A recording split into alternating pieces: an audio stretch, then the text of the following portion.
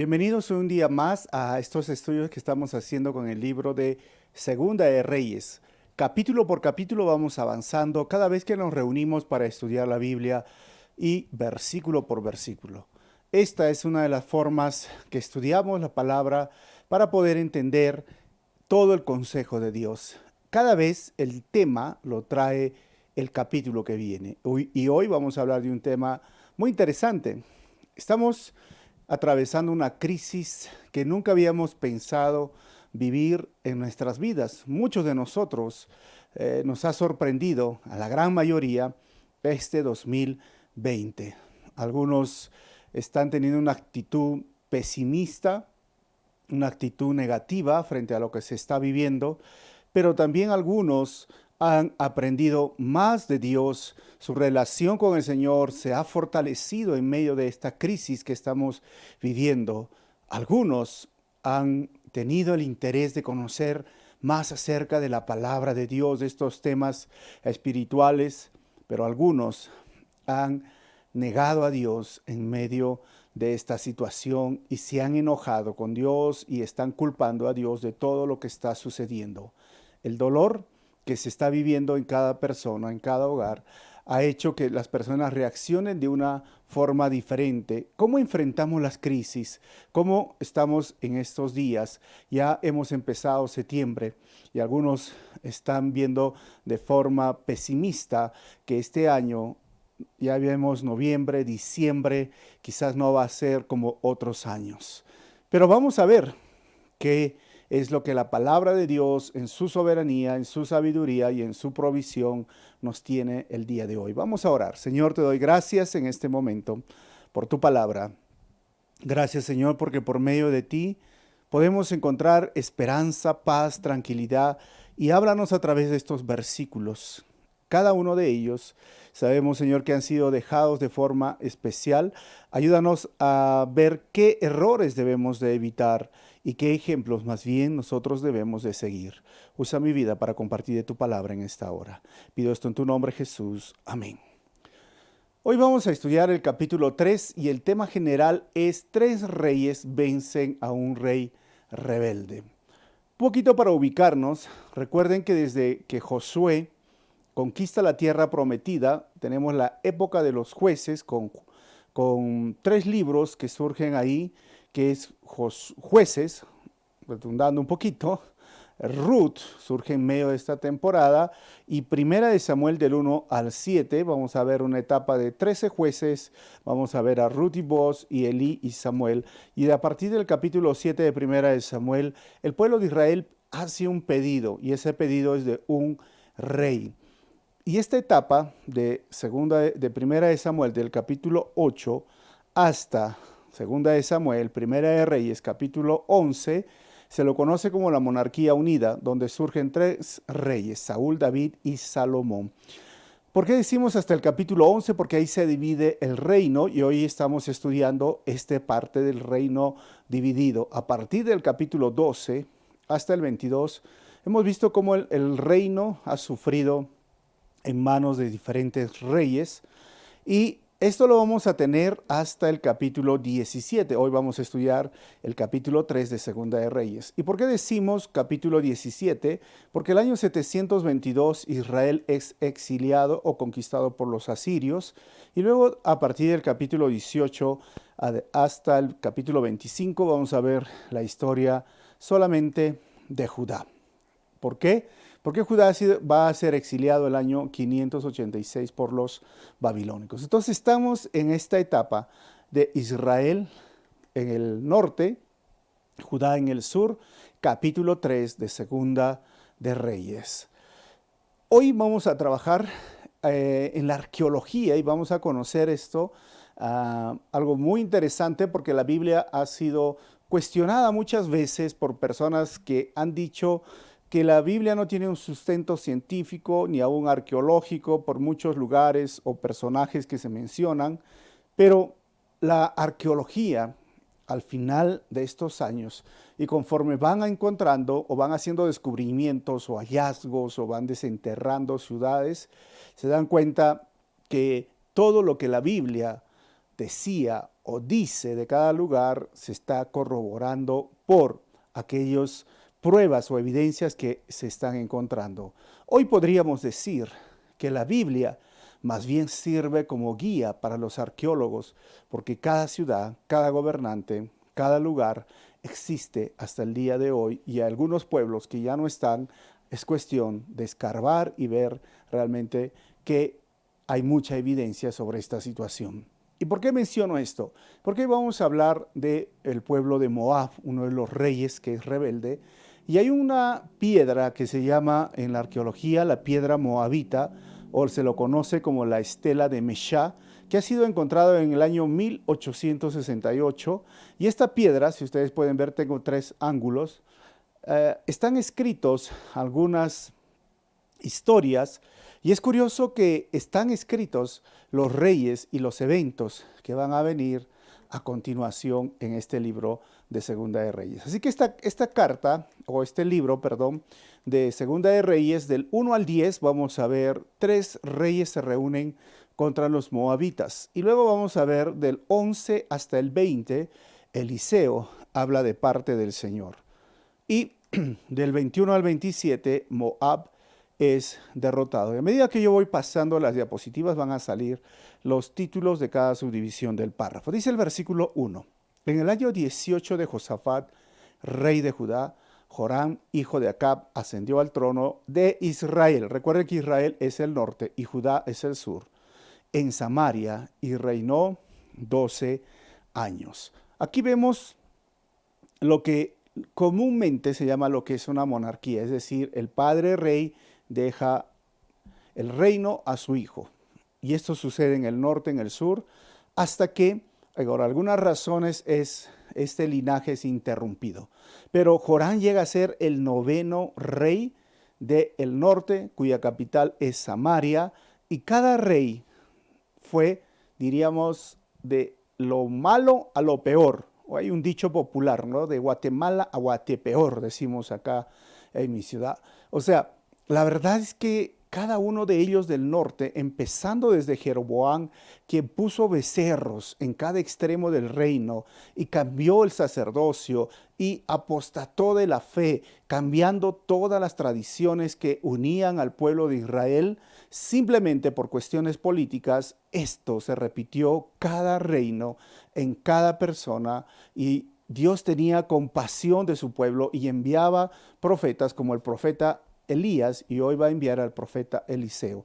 Pero como eran hermanos, porque básicamente eran 12 tribus y 10 tribus se quedaron en el norte y solamente 2 tribus en el sur, se llevaban algunas veces bien, algunas veces mal, y aquí parece que se quieren llevar bien con Josafat, el rey de Judá. Versículo 2 dice: Joram hizo lo que ofende al Señor, aunque no tanto como su padre y su madre, que eran Acab y Jezabel, pues mandó que se quitara una piedra sagrada que su padre había erigido en honor de Baal.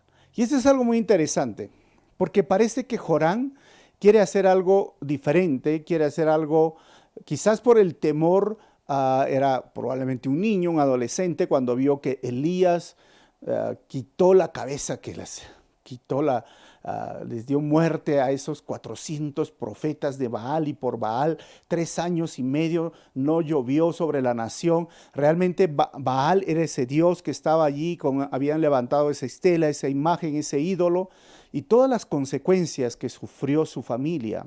Él probablemente vio y dijo: mejor quitamos esta roca o este símbolo.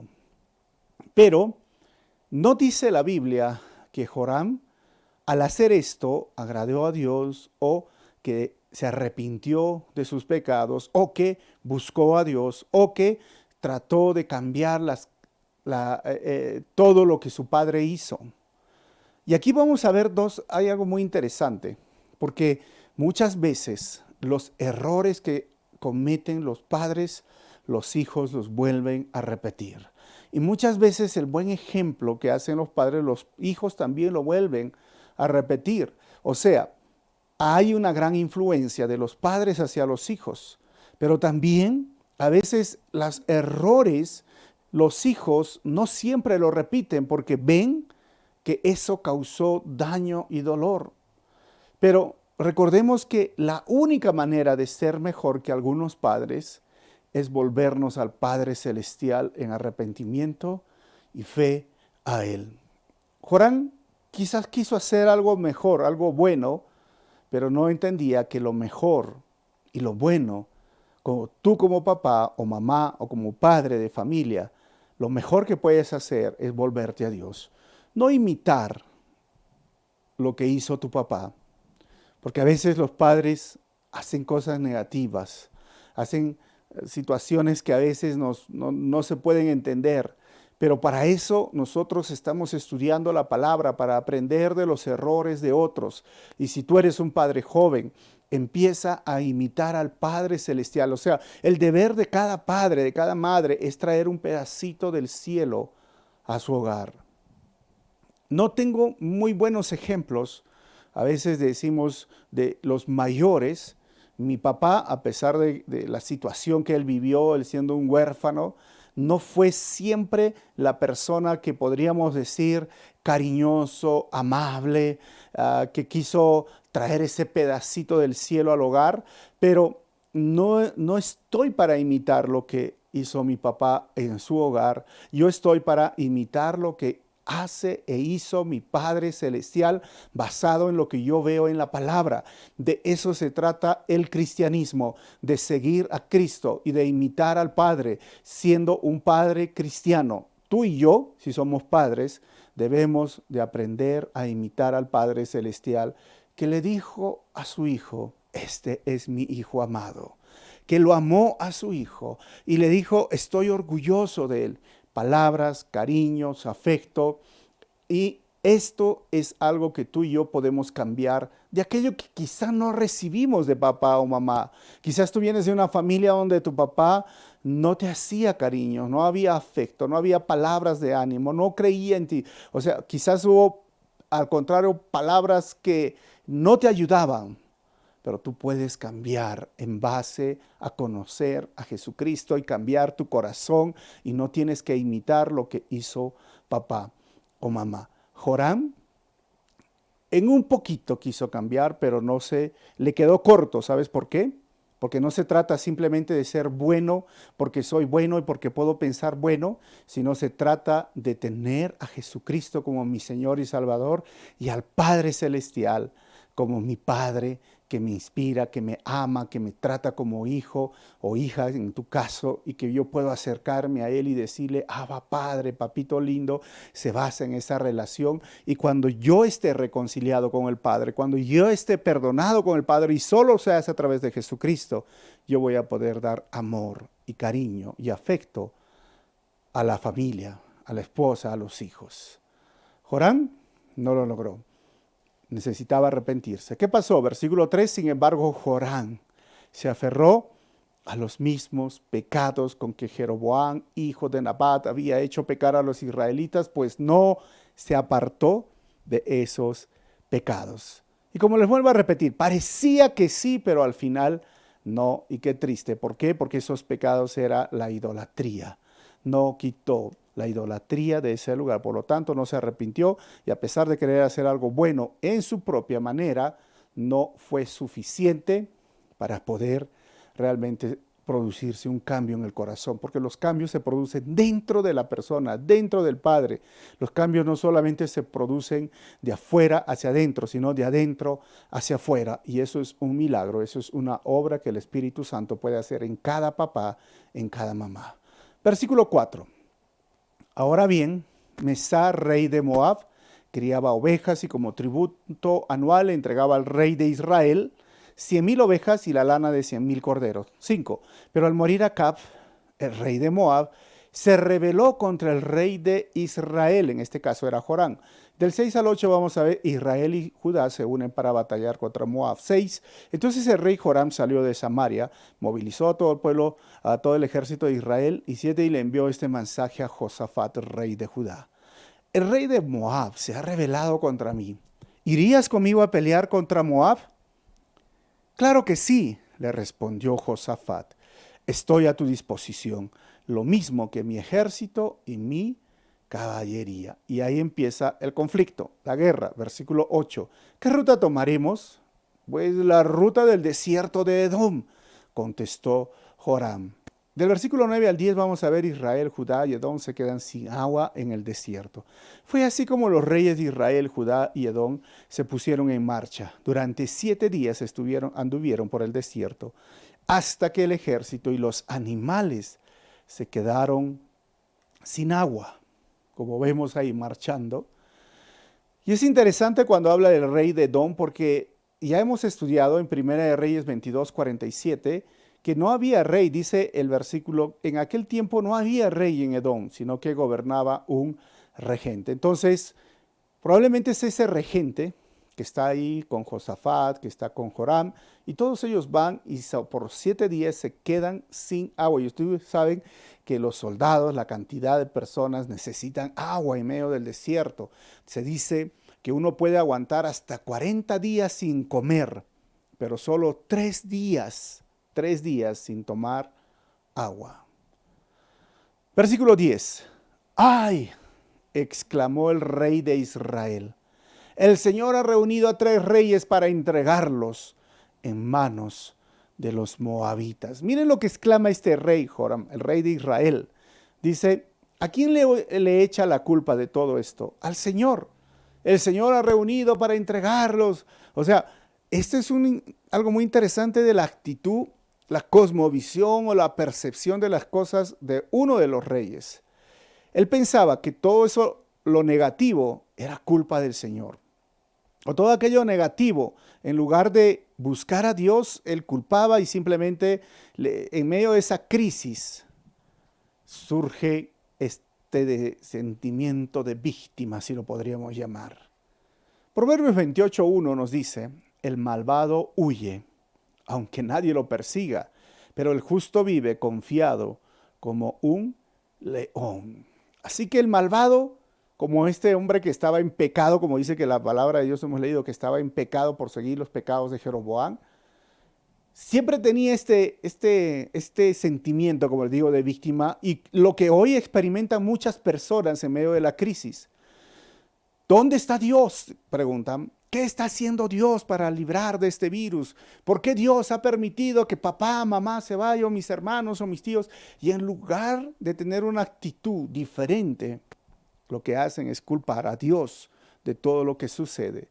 Y aún a veces por su propio descuido, porque hay que guardar, obviamente, lo que dice los protocolos, por su propio descuido, se contagian y echan la culpa a Dios.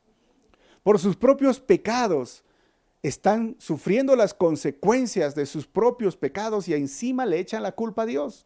Y esto es lo que estaba haciendo Joram. Vamos a ver ahora, Eliseo habla de parte del Señor. El versículo 11, Eliseo es solicitado por Josafat, rey de Judá. Dice, pero Josafat preguntó, ¿acaso no hay aquí un profeta del Señor para que consultemos al Señor por medio de él? Un oficial del rey de Israel contestó, aquí cerca está Eliseo, hijo de Safat, al que servía Elías. Y ojo, miren, Josafat, ¿qué hizo? Josafat tuvo otra percepción del asunto. Dijo, son 7 días, nos quedamos sin agua, debemos de consultar a Jehová. Hay que buscar al Señor. O sea, Joram creía que Dios debía ser culpado por la crisis, mientras que Josafat creía que Dios debía ser consultado por la crisis. Yo tengo una pregunta para ti. En medio de la crisis, ¿culpas a Dios o consultas a Dios para ser guiado y buscar su sabiduría? ¿Cuál es tu reacción en medio de todo esto? ¿Cuál es tu reacción? Porque algunos sí se entiende, pues el negocio de toda su vida hoy no está, han perdido el trabajo, han perdido situaciones difíciles, realmente es una crisis. Pero ¿estás culpando a Dios? ¿O estás buscando por la guía y la sabiduría de Dios? ¿Cómo voy a hacer? ¿Qué debo de hacer, Señor? Porque recuerden que una crisis para el cristiano al final es una nueva oportunidad para hacer las cosas diferentes. Si estás en un negocio, haz algo diferente. Si es un trabajo, busca algo diferente. O sea, todas las cosas suceden para el bien, para aquellos que aman a Dios, aquellos que han sido llamados conforme a su propósito. Nada de lo que sucede para el cristiano sucede simplemente por suceder. pero tú estás buscando a Dios o estás culpando a Dios. Y es interesante que este versículo, cuando habla de Eliseo, dice que el que servía a Elías, este es un título. El siervo es un buen título para un servidor de Dios. ¿Por qué? Porque todos en el Antiguo Testamento, esos hombres y profetas y patriarcas fueron llamados siervos de Dios. Y en el Nuevo Testamento también son llamados siervo de Dios. Pablo dice siervo de Dios. Juan, siervo de Dios. Pedro, siervo de Dios. Hoy a veces esa palabra se ha perdido de los círculos cristianos y todos quieren llamarse líderes. Pero la palabra correcta debería ser siervo, doulos, un servidor, un esclavo del Señor. Versículo 12. Pues Él puede darnos palabra del Señor, comentó Josafat.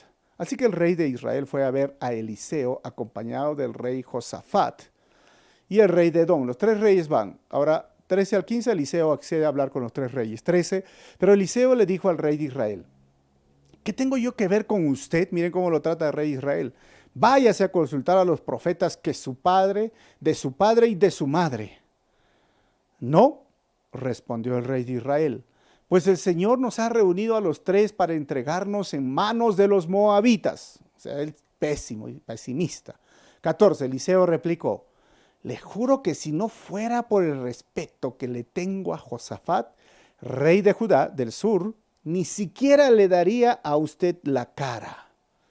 Tan cierto como vive el Señor Todopoderoso, ¿a quien sirvo? 15, en fin, bueno, que me traigan un músico, dice Eliseo. Mientras el músico tañía el arpa, la mano del Señor vino sobre Eliseo. Es interesante, hermanos, porque la música es una parte muy importante en la adoración y alabanza al Señor. Pero hasta aquí vemos que la relación de Joram con Eliseo, que estaba justamente en este reino, siervo de Elías, no era lo mejor. ¿Por qué? Porque obviamente Eliseo sabía que era un pecador porque estaba adorando ídolos y tenía sus sacerdotes en un templo que se habían construido y en altares paganos, y dice pues que tus sacerdotes de tu papá, de tu mamá que te profeticen.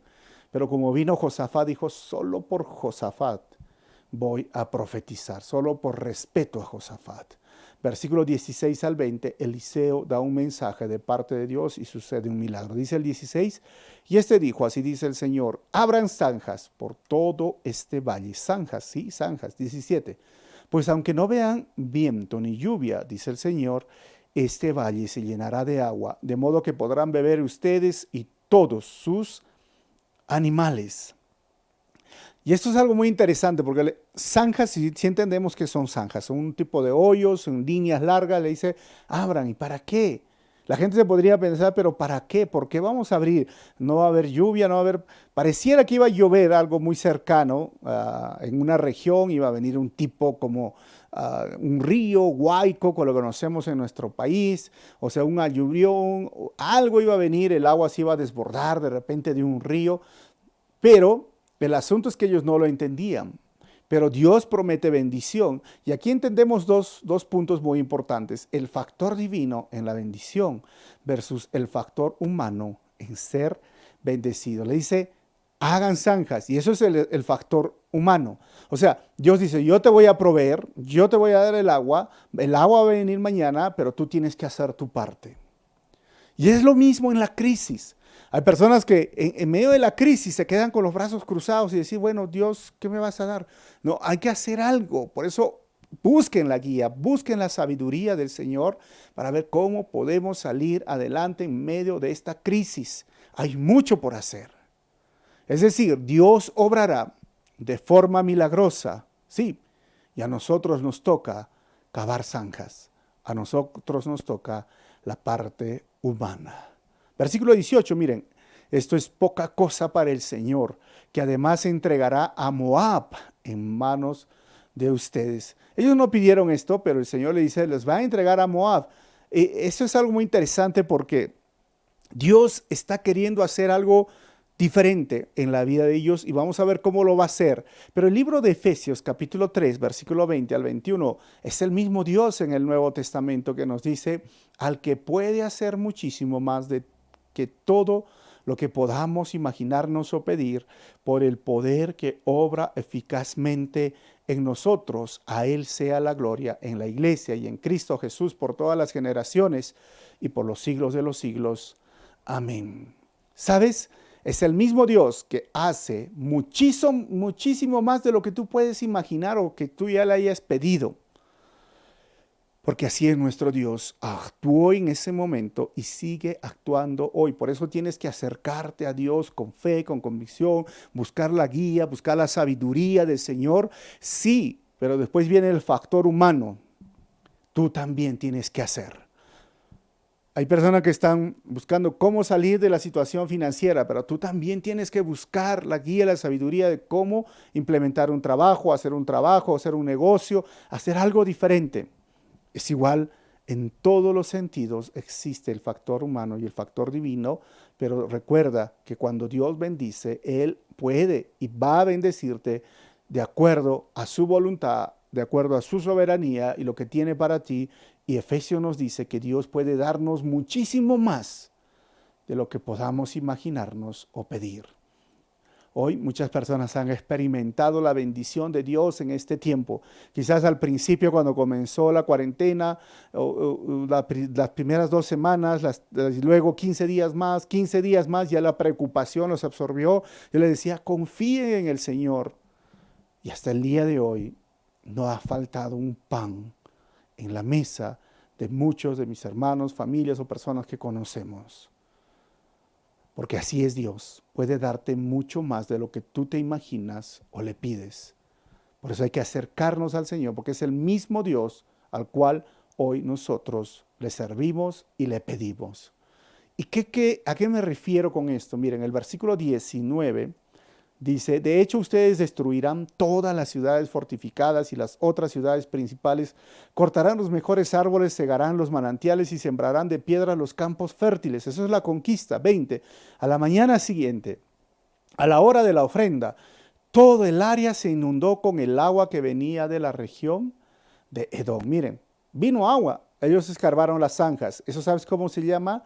La provisión de Dios. ¿Y qué significa la provisión de Dios? Pues la provisión de Dios tiene que ver con la providencia de Dios, con la sabiduría de Dios, la soberanía de Dios, que Dios actúa en el momento correcto y obra sosteniendo su creación y sosteniendo sus planes y propósitos y obra proveyendo a cada persona en cada situación de la manera más sabia. ¿Por qué? Porque Él gobierna en el universo y Él tiene todo bajo control.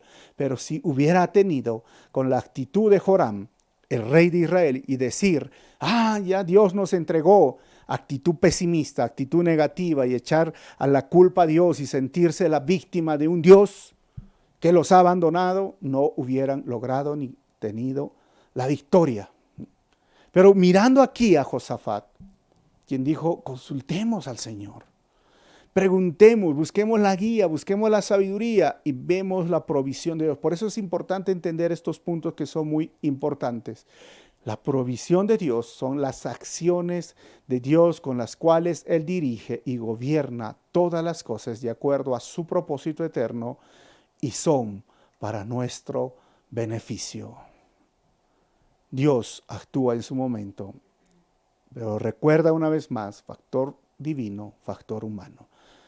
21 al 25 vamos a ver la tercera parte de Moab es derrotado. Los moabitas atacan el campamento de los 3 reyes. Dice el versículo, ahora bien, cuando los moabitas se enteraron de que los reyes habían salido para atacarlos, movilizaron a todos los que podían servir en el ejército y tomaron posiciones en la frontera.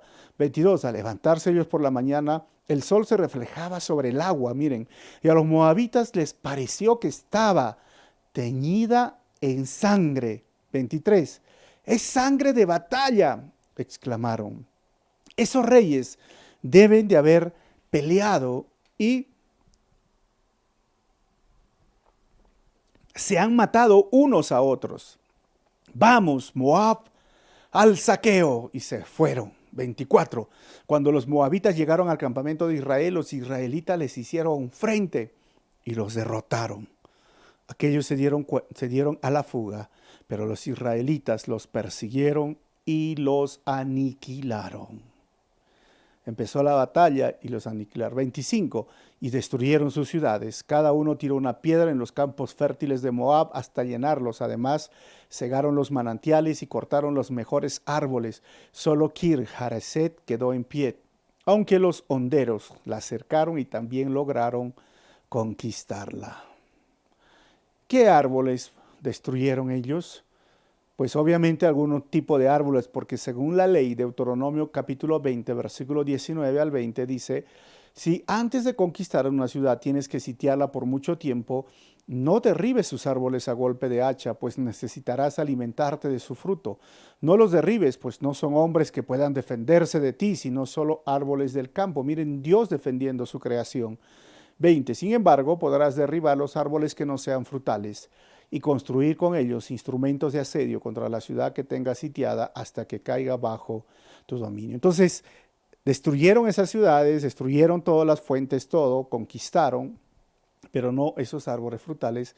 Es Dios siempre cuidando de su creación. Versículo 26 al 27, el rey de Moab hace un holocausto. Dice el versículo 26, el rey de Moab, al ver que perdía la batalla, se llevó consigo a 600 guerreros con el propósito de abrirse paso hasta donde estaba el rey de Edom, pero no logró pasar. 27. Tomó entonces a su hijo primogénito, que había de sucederlo en el trono, y lo ofreció en holocausto sobre la muralla. A raíz de esto se desató contra Israel una furia incontenible, de modo que los israelitas tuvieron que retirarse y volver a su país. Es interesante lo que hace este rey de Moab. Obviamente es un pueblo idólatra, un pueblo totalmente sin respeto a la vida, porque ellos eran así crueles. Y ese acto de sacrificar a su hijo sobre la muralla y matarlo, fue un acto cruel, pero así eran estos hombres antiguos. Había un dios que se llamaba Moloch y que ellos ofrecían a sus hijos. Cuando eran bebés los entregaban vivos a un horno de fuego que tenía en el pecho, así como ven en la imagen. O sea, para ellos era algo como bueno, pero al final esto era abominable para Dios. Vemos entonces la diferencia entre el rey Joram y la diferencia entre el rey de Judá, Josafat. Vemos las situaciones diferentes, las perspectivas diferentes, y creo que Dios hoy nos va enseñando cómo debemos de reaccionar frente a la crisis. Y quiero terminar con 3 conclusiones. Primero, nuestro deber como padre o como padres es seguir el ejemplo del Padre Celestial y traer un pedazo del cielo al hogar. Número 2, en medio de la crisis es mejor buscar la guía del Señor y su sabiduría para enfrentar tiempos difíciles. Y número 3, Dios obra muchas veces sin necesidad del factor humano, obviamente, pero muchas veces obra a través de nuestra disposición o trabajo. Así que Dios va a obrar, Dios en su provisión, Dios en su soberanía, Dios en su sabiduría en nuestra vida. Muchas veces no tenemos nada que ver, pero muchas veces sí tenemos que ver. Eso es el factor humano. ¿Qué estás haciendo en medio de esta crisis? ¿Te has quedado paralizado y no sabes qué hacer? Bueno, vamos a orar y vamos a pedirle a Dios sabiduría. Vamos a pedirle al Señor que nos guíe qué debemos hacer y cómo debemos hacerlo. Pero recuerda que si tú le pides al Señor, Él te puede dar mucho más de lo que tú piensas o imaginas, porque así es nuestro Dios. Vamos a cerrar nuestros ojos y vamos a orar. Señor, te damos gracias una vez más. Gracias, Padre, porque en medio de estas situaciones difíciles, muchos han actuado como Joram, como este rey, sintiéndose víctimas, sintiéndose mal o echándote la culpa a ti, o sintiéndose, Señor, fracasados, como que ya no hay oportunidad para salir adelante. Pero yo te pido, Señor, Que cada persona que esté escuchando esta enseñanza actúe como Josafat, con ánimos, con una perspectiva diferente, que en medio de la crisis te busque a ti con todo su corazón, con toda su mente, y pida por una guía, que pida por sabiduría, que podamos pedir hoy por milagros económicos, físicos o de salud, o de cualquier situación que estamos atravesando, familiar o cualquier situación que se está enfrentando en los trabajos hoy. Un milagro, Señor. Ayúdanos, ten compasión de nosotros y guía nuestros caminos. Y todo eso queremos hacerlo para tu gloria y para tu honra. Porque así, Señor, queremos andar contigo. Nosotros nos sometemos a lo que tú quieras hacer, entendiendo esa promesa que tú puedes hacer mucho más de lo que nosotros nos imaginamos o te pedimos. Ayuda, Señor, a tu iglesia, a tus hijos, a todos los que están escuchando esta prédica en medio de esta crisis, y dales esa oportunidad. Abre puertas donde se han cerrado puertas, porque tú puedes hacer esto, Señor. Y abre esas oportunidades. Pon las personas correctas a cada uno de mis hermanos y podemos ver realmente tu gloria. Y vamos a ver tu gloria. Gracias, Señor, por todo esto. Y en tu nombre, Jesús, oramos así. Amén. Que el Señor los bendiga y nos estamos viendo. Todos los miércoles tenemos Segunda de Reyes. Y dos cositas, si este mensaje ha sido de bendición, no te olvides compartir por las redes sociales, y si en tu corazón sientes apoyar económicamente, porque tenemos muchos proyectos y hay muchas cosas que hacer, hay una cuenta bancaria que va a salir ahí. Dios te bendiga.